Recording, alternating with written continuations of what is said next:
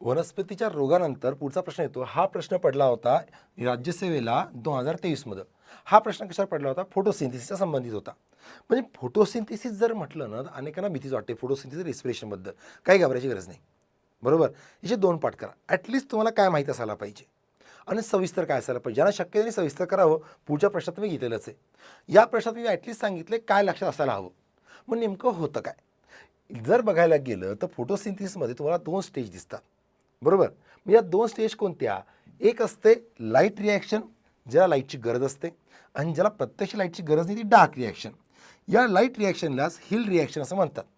या डार्क रिॲक्शनमध्ये तुम्हाला कार्बनचं फिक्सेशन दिसतं. होतं काय नेमकं? तर नेमकं असं होतं, की या लाईट रिॲक्शनमध्ये ज्या हिल रिॲक्शन म्हणतो आपण, जी येणारी सूर्याची ऊर्जा आहे, हिला आपण काय करतो? ट्रॅप करतो. म्हणजे गुंतवून घेतो. म्हणजे या एनर्जीचा वापर करून जो आपला वॉटर मॉलिक्यूल आहे, म्हणजे याचं विघटन होतं आणि यापासून H2 तयार होतो आणि आपला ऑक्सिजन सोडला जातो.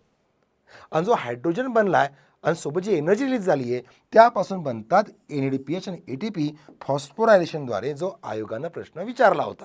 बरोबर? आता हे जे आहेत ना, हे जातात या डार्क रिॲक्शनमध्ये.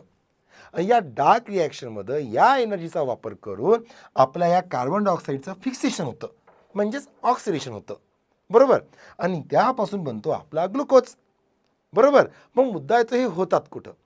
तर आपण जेव्हा क्लोरोप्लास्ट बघितला, त्या क्लोरोप्लास्टमध्ये एकावर एक ₹1 नाणी ठेवली आहेत, असा एक ढीग दिसतो, ज्याला काय म्हटलं होतं? थायलॉकॉइड्स.